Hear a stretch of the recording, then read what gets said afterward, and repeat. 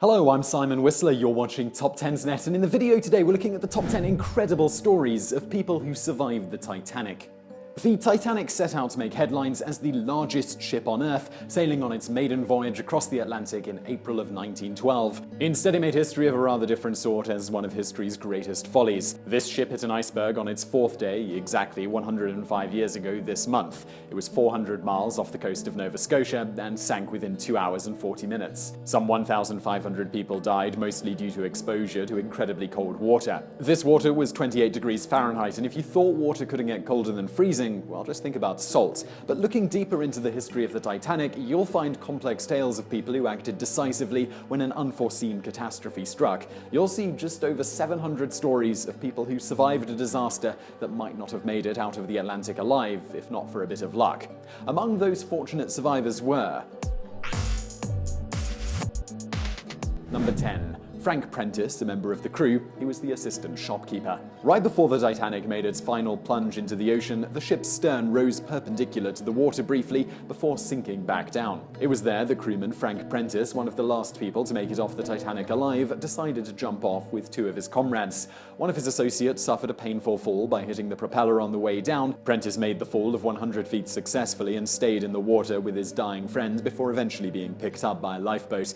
Prentice's story is easy to verify because his watch stopped at exactly 2:20 a.m., the exact minute that the Titanic sank. Remarkably, Prentice survived a second shipwreck when serving aboard the Oceanic in World War I. Number 9. The 8 third-class Chinese passengers. One thing you'll be surprised by if you read the actual history of the Titanic evacuation is that it was a highly civilized process. A lot of people followed the orders of the officers and were happy to give up their seats on the lifeboats for women, children, and the less fortunate without being prompted. If you want to explore the hypothetical of surviving a 20th century shipwreck if you throw chivalry out of the window, then look no further than the 8 Chinese passengers who all sailed under a single ticket. The band of Cantonese sailors were put out of work due to the coal strike and were on their way back to Hong Kong. Their names varied depending on various immigration records. When the iceberg struck, 7 of them simply snuck into the lifeboats before they were prepped for unloading and hid under the blankets. 5 made it out alive. The 8th sailor was picked up out of the sea by lifeboat 14. The one that picked up Harold Phillimore, we'll get to him in a minute.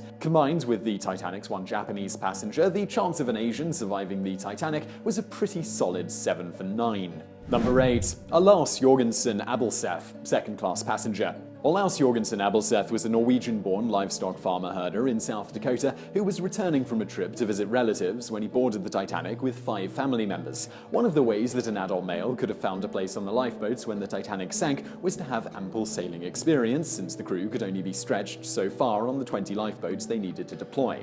Abelseth had 6 years of experience as a fisherman and considered answering the call for sailors, but his brother-in-law and cousin said they couldn't swim, so he decided to stay with them to ensure everyone's survival and his family.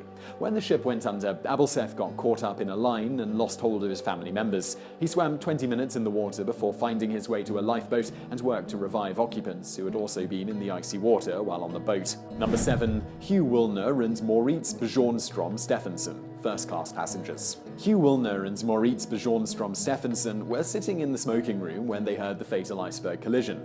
After escorting one of their female friends to the lifeboats and helping with the unloading process, they waited on the lower deck as the boats were going down and decided to make a jump onto the last lifeboat as it was being lowered.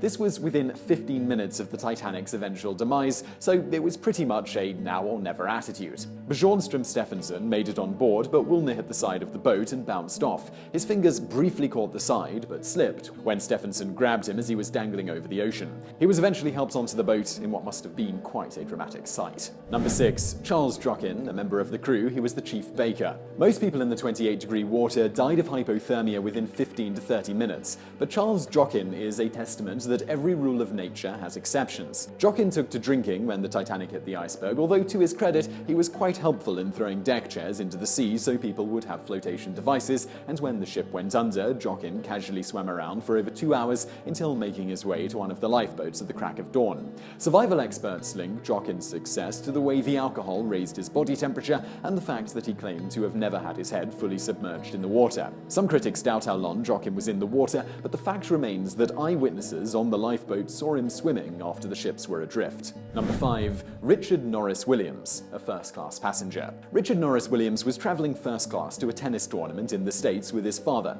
After the iceberg hit, the two remained relatively low-key, asking for the bar to be opened up and passing time in the exercise room. But that didn't make the actual sinking any less dramatic. Richard watched his dad crushed by a funnel before being carried away by the resulting wave to what was known by the ship's schematics as Collapsible A. It was one of two boats that didn't have time to be properly loaded. In this case, the boat capsized before turning right side up and was filled with water. Norris's legs were so debilitated from the water that the doctor aboard the Carpathia recommended amputation. He decided against it and eventually worked his legs back to functionality. He ended up continuing his tennis career that saw him winning the 1924 Olympic gold medal. He also served with distinction in World War I. Number 4. Rosa Abbott, a third-class passenger. Everyone knows the women and children first rule, but what many don't know is that it was even crueler than you think.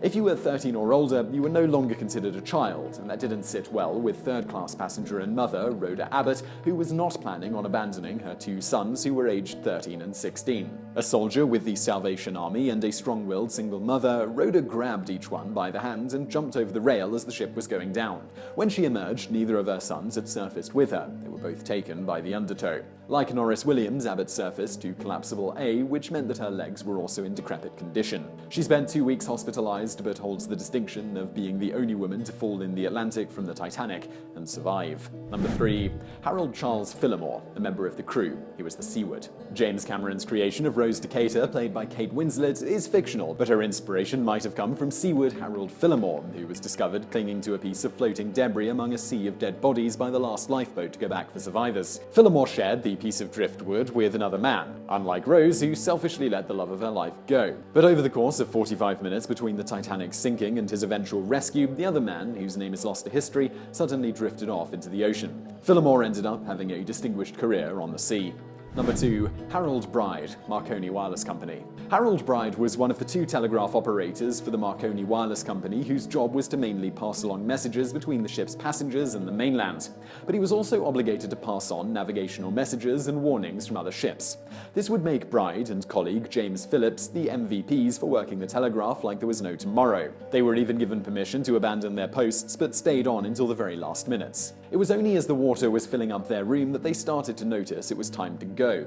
Both men made it onto the ship's last lifeboat, known by the ship's schematics as Collapsible B, which was turned upside down in the water. Bride's feet were so crushed frozen he could barely make it up the rescue ladder when the Carpathia came. As he passed a dead body getting up the ladder, he later realized that it was his comrade Phillips, who had passed during the night. Bride didn't like talking about the Titanic because he was deeply disturbed by the whole experience, particularly the loss of his colleague and friend, Jack Phillips.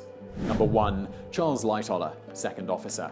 Charles Lightoller started a life on the sea with an apprenticeship at the age of 13 and had already been to hell and back by the time he sailed with the Titanic as its second officer. By the time he signed on to the White Star Line, he had already survived a shipwreck in Australia, a cyclone on the Indian Ocean, and had to hitchhike all the way from Western Canada to England, where he was unsuccessful in prospecting for gold in the Yukon and he was completely broke. When the ship hit the iceberg, Lightoller was one of the first to start lowering lifeboats. At around 2 a.m., 20 minutes before the sinking, he was ordered by his superior officer to get into the lifeboat, to which he replied, "Not damn likely." He eventually swam to the overturned Collapsible B and maintained order and morale among the survivors who had been thrown into the Atlantic, and prevented it from capsizing by having men rock from side to side.